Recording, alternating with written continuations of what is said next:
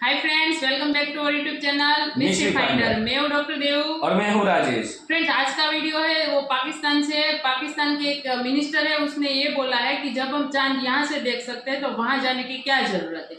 चलिए friends, video को start करते हैं। चलिए स्टार्ट। अस्सलाम वालेकुम, नमस्ते, सत श्री अकाल। मैं हूं सनाम जद। नाज़रीन, जैसा कि आप सब जानते हैं कि कुछ दिन पहले इसरो ने बड़ी कामयाबी के साथ चंद्रयान 3 मिशन लॉन्च कर दिया है, जिस पर अब पाकिस्तान के ex science and technology minister Fawad Chaudhry का एक बयान सामने आया है।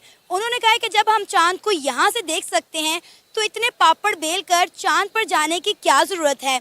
उन्होंने कहा कि जब हम यहाँ पर बैठे हुए चांद की एग्जैक्ट लोकेशन पता करवा सकते हैं, चांद की बर्थ कब हो रही है, यहाँ पर बैठे हुए जब सब कुछ पता चल जाता है तो इतने पापड़ बेल कर चांद पर जाने की क्या ज़रूरत है। फवाद चौधरी का ये बयान बहुत ज़्यादा वायरल हो रहा है और उन्हें बहुत ज़्यादा तनकीद का निशाना भी बनाया जा रहा है। इस पर पाकिस्तानी अवाम का क्या कहना है, आइए जानते हैं। अस्सलाम वालेकुम। वालेकुम सलाम। आपका नाम? तनवीर हुसैन। सर, क्या करते हैं आप? मैंने मास्टर्स किया हुआ सोशियोलॉजी में और सोशल डेवलपमेंट सेक्टर में जॉब्स कर रहा हूँ मैं। सर, आप तक खबर पहुंची होगी, आपने सुनी भी होगी ये खबर कि इंडिया ने कुछ दिन पहले बड़ी कामयाबी के साथ चंद्रयान 3 के नाम से अपना मून मिशन लॉन्च किया है। क्या कहेंगे आप उनके इस मिशन के हवाले से, और क्या लगता है क्या ये इस दफ़ा 40 दिन के बाद चांद पर सक्सेसफुली सॉफ्टली लैंडिंग कर पाएगा? देखें, जो इंडिया जिस तरह से परफॉर्म कर रहा है, बेशक इंडिया के साथ हमारे रिलेशन इतने अच्छे नहीं हैं, लेकिन न्यूट्रल स्टेटमेंट यही है, फैक्चुअल स्टेटमेंट यही है कि इंडिया जिस पैशन के साथ आगे बढ़ रहा है, हर फील्ड में, हर उस फील्ड में जिसमें आगे बढ़ना चाहिए, इस एरा में, इस दौर में, जिसमें इंफॉर्मेशन टेक्नोलॉजी है, जिसमें आपकी कम्युनिकेशन है, जिसमें आपकी बाकी बिजनेस इंडस्ट्रीज़ हैं, वो बहुत रैपिडली ग्रो कर रहा है। इसमें कोई शक नहीं है। इसी तरह से जब तक किसी भी फील्ड में रिसर्च नहीं होगी, साइंटिफिक रिसर्च नहीं होगी, तब तक कोई भी चीज़, कोई भी आउटपुट सामने नहीं आ सकती। तो मतलब इसी रेफरेंस में पाकिस्तान ने जो ग्रो किया वो तो सबके सामने है। बट इंडिया जिस स्पीड के साथ ग्रो कर रहा है हर फील्ड में, हमें सोचने की ज़रूरत है, हमें सोचना चाहिए। मैं चंद दिन पहले जेफ बेजोस जो अमेज़ोन के फाउंडर हैं, उनकी भी स्टेटमेंट देख रहा था कि वो इंडिया पे कितना ज़्यादा फोकस्ड हैं, कितनी ज़्यादा इन्वेस्टमेंट कर रहे हैं और कितने प्रोजेक्ट्स वो लॉन्च कर रहे हैं। तो इन सारी चीज़ों को लिंक अप करते हुए बहुत ज़्यादा ज़रूरत थी इस चीज़ की कि इंडिया के साथ कम्पीट किया जाए, बजाय इसके कि इंडिया के साथ हम उसी कॉन्फ्लिक्ट सिचुएशन में चलते रहें। सर, हमारे साइंस और टेक्नोलॉजी के मिनिस्टर जो मौजूदा हैं और जो रह चुके हैं, जो एक्स मिनिस्टर हैं हमारे, वो इन चीज़ों के बारे में ऐसा क्यों नहीं सोचते? जैसे आपने कहा कि इंडिया एक्सपेरिमेंट करता है, नई चीज़ों का दरियाफ्त करने की कोशिश करता है, तो इस तरह की कोई चीज़ हम करने के कायल क्यों नहीं होते कि हमारे मिनिस्टर भी इस तरफ सोचें? देखिए, फैक्ट यही है कि हमारा अलमिया ही ये है कि दुनिया जो है जिस रैपिड स्पीड के साथ मतलब तरक्की कर रही है, वो इंडिया ही नहीं है। सबसे पहले जो आप अमेरिका को देख लें, इन मतलब जो डेवलप्ड कंट्रीज़ हैं उनको देख लें आप, उन्हीं की राह पे इंडिया भी चलना शुरू हुआ। लेकिन हमारे जो सियासी रोले हैं, हमारी जो वो मामलात हैं पॉलिटिकल, वो ये उससे हटे हैं, तो वो कुछ और मतलब सोचिए, और वो रिसर्च की तरफ भी ये लोग जाएँ, ये अपनी मैशत को भी बेहतर करें। अब दो मेन लैक हैं पाकिस्तान के। एक तो रिसर्च ये लोग नहीं करते, इनकी वो रिसर्च बेस्ड स्टडीज़ भी नहीं है। जब रिसर्च बेस्ड स्टडीज़ नहीं होएंगी तो फिर किस तरह से ये इनिशिएटिव लेंगे? जब इनके पास इस तरह के इंस्टीट्यूशंस ही नहीं होंगे जो रिसर्च करके और आगे कोई चीज़ प्रोड्यूस कर सकें, ये कोई ऐसा प्रोजेक्ट लॉन्च कर सकें और नई मतलब रिसर्च कर सकें, कोई इनोवेशन कर सकें, तो ना इनकी स्टडीज़ वो हैं हमारे इंस्टीट्यूशंस की, और ना उसके आगे रिजल्ट्स वो आते हैं। और जब हमारे मिनिस्टर साहब की ये सोच है माशाल्लाह कि जी इसकी तो कोई ज़रूरत ही नहीं, यहाँ बैठ के आप चांद को देख सकते हैं, तो हाउ इट इज़ पॉसिबल कि आप जनाब क्या वो मतलब लोग वो पागल हैं, वो दीवाने हैं? सारी दुनिया के बाकी लोग जो चांद पे जाके या किसी भी जगह पे के ऊपर जाके, इवन के अंडर द सी जाके वो रिसर्च करते हैं, या वो माउंटेन्स की रिसर्च करते हैं, या वो अब अगर माउंटेन की रिसर्च करनी है, सी की करनी है, तो कितना कुछ उसमें से मतलब वो कितने ख़जाने और कितनी चीज़ें दरियाफ्त हुई सारे प्रोसेस में। तो अगर ये यही कहते हैं कि समंदर के नीचे क्या होना है जी, या पहाड़ों में क्या निकलना है जी, तो क्या गोल्ड और क्या माइंस और क्या वो कोल और क्या एनर्जी, ये सारा कुछ प्रोड्यूस हो सकता? तो ये सोच पे मतलब अब पता नहीं मैं अब क्या लफ्ज़ यूज़ करूँ इसके लिए। सर इंडिया अपना तीसरा मून मिशन कर रहा है चंद्रयान 3 के नाम से। 615 करोड़ खर्च किए गए हैं इस मिशन पर और हमारे साइंस और आईटी के मिनिस्टर कह रहे हैं कि जब हम चांद को यहाँ से देख सकते हैं तो हम इतने पापड़ बेल कर चांद पर जाने की क्या ज़रूरत है। मतलब यार वो लोग पागल हैं कि वो इतना पैसा खर्च करके चांद पर जा रहे हैं ताकि वो नए एक्सपेरिमेंट कर सकें, नई चीज़ें दरियाफ्त कर सकें। और हमारे साइंस और आईटी के एक्स मिनिस्टर फवाद चौधरी साहब कह रहे हैं कि इतने पापड़ बेलने की क्या ज़रूरत है जब आप यहाँ से बैठकर चांद को देख सकते हैं। तो चौधरी साहब के हम फ़ैन भी थे, लेकिन वो चौधरी साहब हैं चूँकि, तो उनकी सोच भी मतलब चौधरी वाली लग रही है मुझे। मकसद है कि जब तक आप किसी भी फील्ड में एंटर नहीं होंगे, टेक्निकली उसको एक्सप्लोर नहीं करेंगे, तो कैसे उसके अंदर के जो राज हैं वो आप जान पाएंगे और कैसे उसमें से आप कोई इनोवेशन कर पाएंगे और नई चीज़ को दरियाफ्त करेंगे और उससे आप फ़ायदा उठा सकेंगे। तो ये सारी चीज़ें फवाद चौधरी साहब को, मतलब वो तो यंग हैं, उनको तो ये जो बूढ़ी सोच है उसको उससे मतलब पीछे हट के ज़रा सोचना चाहिए, आगे निकल के सोचना, फ्रंट फुट पे आके सोचना चाहिए कि जब तक हम तहकीक नहीं करेंगे, जब तक हम किसी भी इशू को एक्सप्लोर नहीं करेंगे, उसकी डेप्थ में नहीं जाएंगे, तब तक कैसे पॉसिबल है कि वो उससे नई चीज़ें निकाल सकें और जो इश्यूज़ हैं उनको सॉल्व कर सकें और उनसे कुछ नया फ्रूट्स भी ले सकें। इन सारी जो अल्लाह ताला के ख़जाने हैं, जो अल्लाह ताला जो कायनात का सारा राज है, उसको कैसे पा सकेंगे, उससे फ़ायदा कैसे ले सकेंगे। यही बात तो सर मैं कह रही हूँ कि जब हमारे साइंस और आईटी के मिनिस्टर इस तरह की बातें करेंगे तो बाकी लोग फिर इसके बारे में क्या सोचेंगे। एक्सपेरिमेंट करना तो बड़ी दूर की बात है, इस तरह की मतलब समझ नहीं आती कि हमारे मिनिस्टर इस तरह के बयान दे कैसे देते हैं। पहले भी फवाद चौधरी ने चंद्रयान 2 के लैंड ना करने पर इंडिया को, इसरो को काफ़ी ज़्यादा तनकीद का निशाना बनाया और अब जब ये चंद्रयान 3 मिशन सक्सेसफुली लॉन्च किया, पहले इंडिया को मुबारकबाद देते रहे, अब ये कह रहे हैं कि भाई चांद पर जाने की ज़रूरत क्या। मतलब उनको खुद भी शायद नहीं पता चलता कि उन्हें किस वक्त, कब और कौन सा बयान देना है, क्या बात करनी है। इस पे अफसोस ही किया जा सकता है कि हमारे सीनियर लेवल के जो पॉलिटिशियंस हैं, जो हमारे लीडर्स हैं, जिन्होंने रोल मॉडल बनना है हमारे लिए और हमारी यंग जनरेशन के लिए, कि वो बजाय इसके कि लोगों को इनकरेज करें कि वो रिसर्च में आएँ, वो चीज़ों को एक्सप्लोर करें, वो आगे निकलें, अगर वो एक सतही बात कर देंगे, सतही किस्म की स्टेटमेंट दे देंगे, तो उसका इम्पेक्ट माशरे पे किस तरह से जाएगा, ये शऊर रखने वाले लोगों को समझ आ जानी चाहिए और आ जाती है। सर आपका नाम? हफीज़ुर रहमान। क्या करते हैं? मैं जॉब करता हूँ। क्या जॉब करें? मैं अकाउंट्स मैनेजर। ज़बरदस्त। अच्छा, इंडिया ने कुछ दिन पहले कामयाबी के साथ चंद्रयान 3 मिशन लॉन्च किया है, आपकी उसके बारे में एज अ पाकिस्तानी क्या राय? कामयाबी के साथ लॉन्च किया है, अभी वो जिसके लिए लॉन्च किया है वहाँ तक पहुँचा नहीं है, अभी तक सिर्फ ज़मीन से उड़ा है। जब चांद तक पहुँचेगा तो फिर आप उसे की गई कामयाबी के साथ लॉन्च किया है, अभी तक उसे आप कामयाब नहीं कह सकते। एक इन्होंने लॉन्च इससे पहले भी किया था जब वो हमें समुंदर में मिला था, और बाद उनका जो न्यूज़ चैनल पर नहीं कौन सा था मुझे याद नहीं है, उसने प्रोग्राम भी किया था उस पर कि हमने चांद पे पानी दरियाफ्त कर लिया। सर वो इंडिया का पहला मिशन था चंद्रयान 1 के नाम से, जिस पर इंडिया ने चांद पर पानी दरियाफ्त किया था, और दूसरा जिस मिशन की बात कर रहे हैं चंद्रयान 2, वो पहुंच तो गया था लेकिन कुछ किलोमीटर के फासले पर वो, मतलब आप कह लें कि लैंड नहीं कर सका था, क्योंकि इसका पर्पस ये होता है कि जो स्मूथली जिसका वो लैंड करेगा तो वो ही कामयाबी उसको माना जाएगा। लेकिन वो चंद्रयान 2 सक्सेसफुली सॉफ्टली लैंड नहीं कर पाया था, इसलिए कहा जाता है कि जी वो फेल हो गया था। चल एक ही बात है ना, लैंड ही कर पाया तो जो उसका मकसद था वो तो पूरा ना हुआ तो फिर फेल ही कहेंगे हम उसे। लेकिन सर कोशिश तो थी ना, हम तो कोशिश भी नहीं करते। कोशिश से क्या फ़ायदा, अरबों डॉलर ज़ाया कर दिए, वही अपनी भूखी नंगी कौम पे लगाते डॉलर, तो कोई फ़ायदा भी होता, इसका क्या फ़ायदा होगा उन्हें, मुझे ये बताएं। भूखी नंगी कौम आज पाकिस्तान से कई गुना आगे है और कई गुना अच्छी ज़िंदगी गुजारी है, दुनिया की 5वीं बड़ी इकॉनमी है और इतनी डेवलपमेंट वहाँ पर हो रही है, इतने काबिल लोग वहाँ पे हैं। वहाँ पे काबिल लोग हैं, ओके मान लेते हैं होंगे, लेकिन कोई काबिलियत आज तक देखी नहीं मैंने। ये अगर सपोज कर लेते हैं, डेट है उनकी 23 अगस्त तक वो चांद पे लैंड करेगी, एक्सपेक्टेड डेट यही बताई उन्होंने, लैंड कर जाता है, इतने अरबों डॉलर उन्होंने लगाए हैं, चांद पे लैंड कर जाएगा, उससे क्या होगा, उससे उनकी अवाम को क्या फ़ायदा होगा? सर मेरा ख्याल है डाटा कोडिंग में ये मिशन बहुत ज़्यादा जो है वो फ़ायदा देगा। चांद पे ऐसा क्या है जो वहाँ पे जाके वो दरियाफ्त करेंगे और उससे इंडिया तरक्की कर जाएगा, सुपर पावर बन जाएगा, इससे क्या होगा?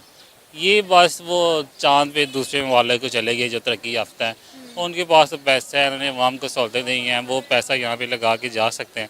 इंडिया वाले पहले अपनी अवाम को तो पैसा दें, उनके पास बाथरूम तक तो है नहीं, वो ट्रेन की पटरी यूज़ होती है एज ए टॉयलेट, तो वो चांद पे चले भी जाए, 2 बंदे पता नहीं, उसमें मुझे तो आइडिया नहीं है कि उसमें बंदे भी होते हैं या वैसे ही सिर्फ। अच्छा चले मेरी बात सुने, आप बार बार एक ही बात कह रहे हैं, इंडिया को डिग्रेड करने की कोशिश कर रहे हैं कि वहाँ की आवाम भूखी नंगी है, डिग्रेड नहीं कर रहा, उनके मैं पास जो वॉशरूम reality है नहीं वो है। बता रहा हूँ। तो एक बार आप ये रियलिटी है, वाशरूम नहीं, ये रियलिटी है। सर इंडिया में इन चीज़ों पर बहुत ज़्यादा कंट्रोल किया गया है, और पहली बात यह है कि दूसरे को बात करने से पहले हमें अपने गिरेबान में भी तो देखना चाहिए कि हमारे अपने मुल्क में क्या हो रहा है। चलिए अगर हमारे मुल्क में वॉशरूम्स हैं, हमारे मुल्क में तो आटा नहीं है, लोग आटा खाने के लिए कैसे लंबी लंबी लाइनों में लग रहे हैं। तो आप तो देखिए हमारे मुल्क में खाने के लिए आटा नहीं, चलिए उनके मुल्क में वॉशरूम नहीं है, हमारे मुल्क में तो लोग 2 वक्त की रोटी के लिए मर रहे हैं। हमारे मुल्क में ऐसे वॉशरूम्स का क्या फ़ायदा जब लोग जो हैं वो भूख और अफलास से मर जाएं। हमारे मुल्क में आटा नहीं है, किसने कह दिया आपको आटा नहीं है? ज़रूरी सर, मुल्क है, अच्छा। इतनी पैदावार होती है आटे की। हमने अफगानिस्तान को एक्सपोर्ट किया था आटा। एक्सपोर्ट करते हैं ना, एक्सपोर्ट यही की तो थी। प्रॉब्लम है कि हम अपनी हमारे चीज़ें पास एक्सपोर्ट कर देते हैं, खुद अपनी आवाम को देते नहीं हैं। जब अपनी चीज़ें हमारे पास एक्सेस हैं तो हमने एक्सपोर्ट कर दी है अच्छा। ना, और क्यों करेंगे? और रही बात ये जो आटे की लाइन लगी थी, किल्लत हुई थी, ये किल्लत मसनूई तरीके से खुद पैदा की गई थी इन्वेस्टर्स की तरफ से, जिन्होंने ये जो बड़ी बड़ी फ्लोर्स मिल है ना, इन्होंने आटा ले लिया, वो सॉरी गंदम ले ली आम किसानों से, बेवकूफ़ बना के कम पैसे पे उनसे ले ली, बाद में ज़ख़ीरा कर ली। ज़ख़ीरा किस लिए करता है इन्वेस्टर? किस लिए ज़ख़ीरा करता है कि उसकी डिमांड बढ़ जाएगी, चीज़ों की सप्लाई कम होगी तो उसकी डिमांड बढ़ेगी, डिमांड बढ़ने से पैसा मतलब उसकी वैल्यू बढ़ जाएगी, और वैल्यू बढ़ने से तो इन्वेस्टर को फ़ायदा होगा, इसलिए ये मसनूई किल्लत पैदा की गई थी। रियलिटी में ये किल्लत नहीं थी। सर किल्लत तो थी ना, मसनूई किल्लत की पैदा गई की हो गई या थी, पैदा है की नहीं गई ना। हो ना, तो मेरी आवाम तो मरी ना आटे से, आप इस चीज़ को डिनाई नहीं कर नहीं, सकते। मैं ऐसे डिनाई नहीं कर सकता कि अवाम आटे की लाने में लाके बेचारी मरी है, मरी है। नीचे आके एक दूसरे के वो भगदड़ मची है, उससे मरी है, इससे डिनाई नहीं किया जा सकता। अच्छा खैर, हम अपने मुद्दे से, अपनी खबर से बहुत ज़्यादा पीछे हट गए हैं। जो हमारे एक्स साइंस और टेक्नोलॉजी के मिनिस्टर हैं फवाद चौधरी, उन्होंने कहा है कि जब हम चांद को यहाँ से देख सकते हैं तो इतना पापड़ बेल के इतना पैसा खर्च कर कर चांद पर जाने की क्या ज़रूरत है, और उनके इस बयान को काफ़ी ज़्यादा तनकीद का निशाना बनाया जा रहा है। क्या कहेंगे आप इस पर? तो अगर ये उन्होंने कहा है हमारे एक्स मिनिस्टर मोहतरम फवाद चौधरी साहब ने, तो गलत तो नहीं कहा। चांद पे जाके हमें मिलेगा क्या? मेरा सिर्फ एक सिंपल सा सवाल है, आपसे भी सवाल है कि चांद पे लैंड कर गए फिर क्या होगा? सर मेरा ख्याल है बहुत सारे इस तरह के एक्सपेरिमेंट करने से, बहुत सारी नई चीज़ें डिस्कवर करने से आवाम को फ़ायदा होता है। डाटा कोडिंग में कहीं ना कहीं ये मदद करेगा, लोगों के लिए रोज़गार के जो हैं वो मौके खुलेंगे, आवाम को इसका फ़ायदा होगा किसी ना किसी तरीके से। चांद पे जाने से कौन से रोज़गार के मौके मिलेंगे? चांद पे लैंड करने से क्या आम आवाम को क्या मिलेगा? कुछ भी नहीं मिलेगा। पैसे ज़ाया करने वाली बात है, इसलिए तो हम उस तरफ जाते ही नहीं है कि जैसे कोई फ़ायदा ही ना हो। सर हमारे पास पैसा होगा तो हम एक्सपेरिमेंट करेंगे ना। पहली बात तो ये है कि हमारे पास पैसा नहीं है, इसलिए हम एक्सपेरिमेंट करते नहीं। अभी आईएमएफ ने हमें कर्जा दिया है तो हमने 40 करोड़ पे लगा दिए हैं एक झंडे को बनाने के लिए कि 14 अगस्त को हमने बॉर्डर पर इंडिया से ऊँटा झंडा लगाना है, और उसकी जो कीमत लग रही है, जो उस पर कॉस्ट लग रही है, वो 40 करोड़ है। आप मुझे बताएं, चलें चंद्रयान 3 पर लगाए हुए पैसे आप कह रहे हैं वो फजूल हैं, उसका आवाम को फ़ायदा नहीं है, तो ये 40 करोड़ जो आप एक झंडे पे लगा रहे हैं, इसका आवाम को क्या फ़ायदा ये है? भी फजूल है, मैं थोड़ी इसकी हक में हूँ। ये 40 करोड़ को झंडा लगाने से क्या मिल जाएगा? कुछ अरसे में वो नीचे ज़मीन पे गिरा हुआ मिलेगा, लोग उसके पाँव रख के गुजरते हुए मिलेंगे।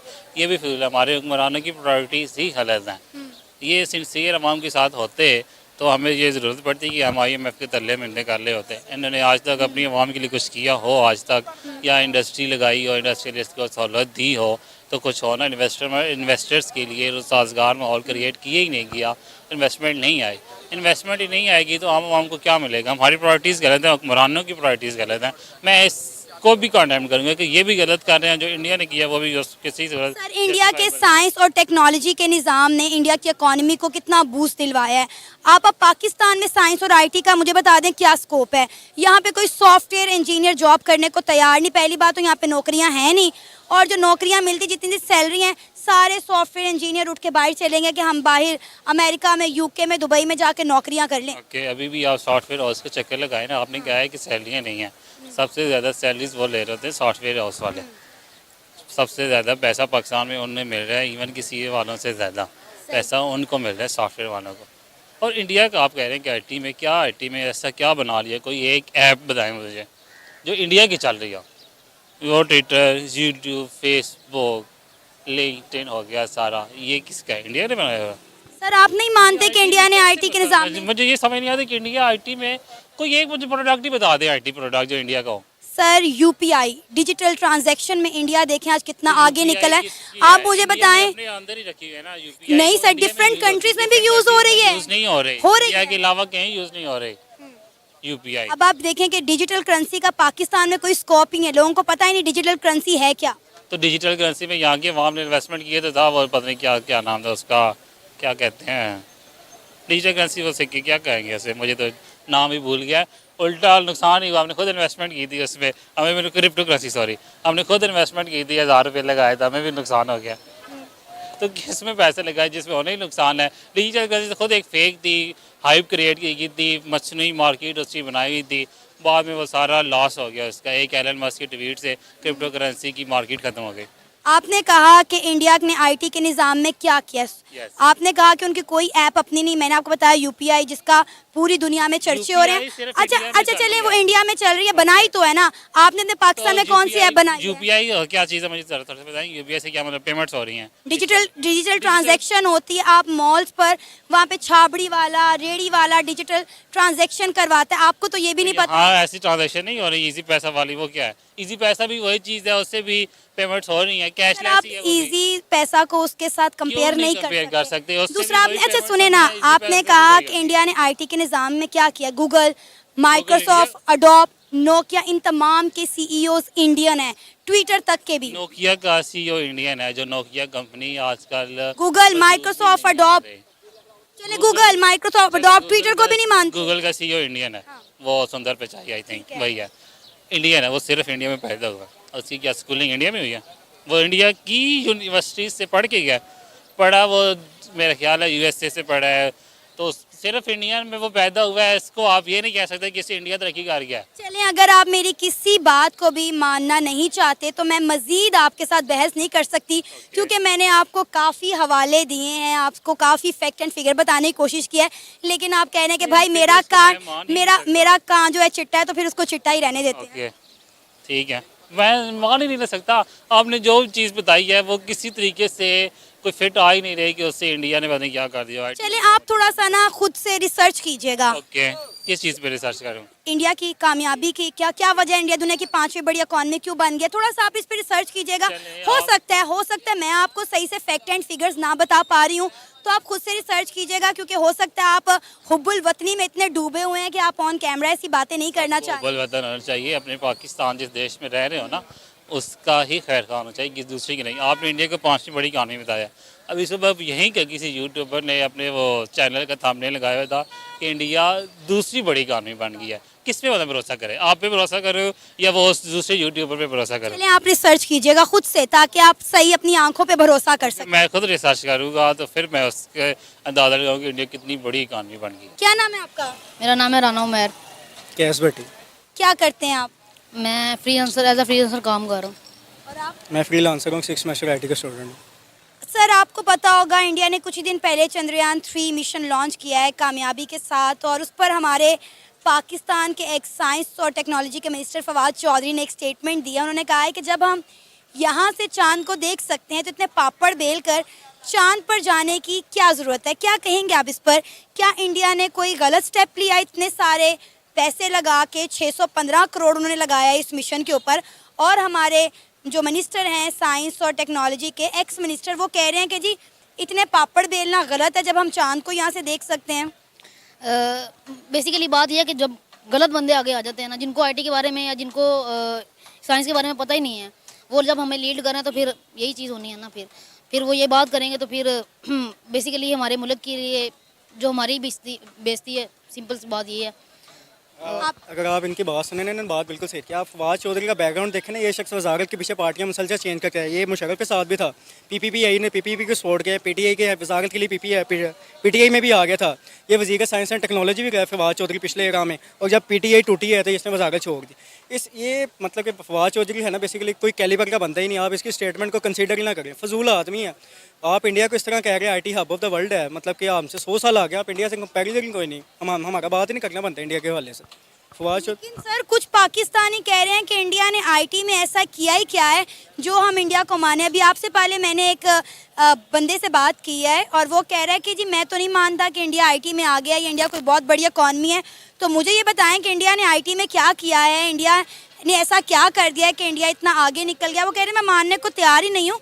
तो यही सवाल मैं आपसे करना चाह रही हूँ। आपने कहा कि इंडिया हमसे 100 साल आगे है, किस बिहाफ पे आपने ये बात कर दी? तो मिस साहब ये बात सुने कि आपको पता है कि iPhone 15 जो आगे आ रहा है इंडिया में बाकायदा मतलब कि मैन्युफैक्चर होना है, मतलब कि स्क्रैच से लेके मतलब मैन्युफैक्चर तक इंडिया में होना है। तो आप ये देखें इधर आके मतलब कि आपके पास ना कोई इंडस्ट्री है, मतलब कि हमारे पास कुछ भी नहीं है। आप इंडिया से कंपैरिजन कर रहे हैं, मतलब कि इंडिया के हवाले से हम बात भी नहीं ना कर सकते। तो इस लेवल पे जा चुके हैं हमसे, वो सर हमें कंसीडर ही नहीं करते इंडिया हमारा कि इंडिया से कंपैरिजन, ये फजूल कंपैरिजन है।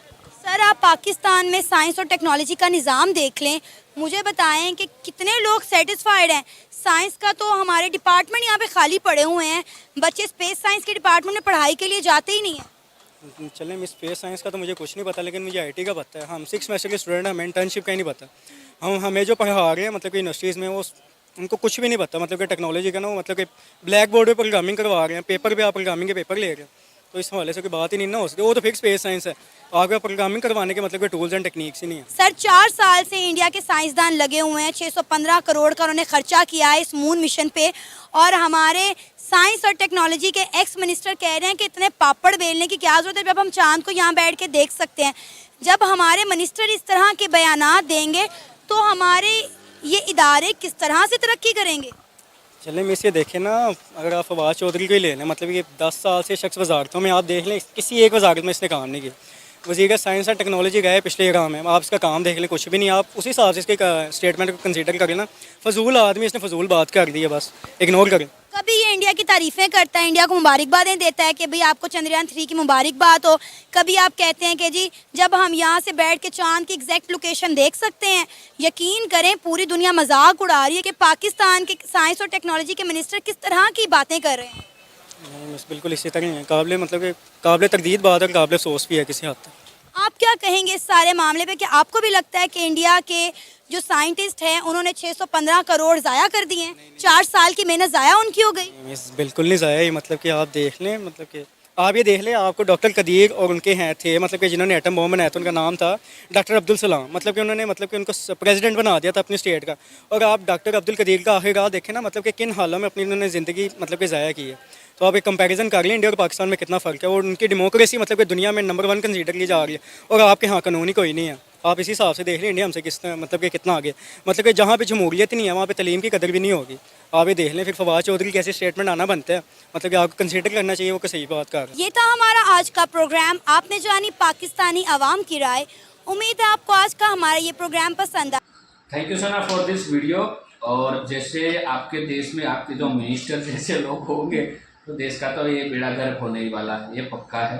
और फवाद चौधरी जी ने बताया। अब मैं बता दूं कि चांद पे जहाँ वो आपकी बात सही है कि धरती से हम देख सकते हैं, तो वहाँ पे जाने की क्या ज़रूरत है।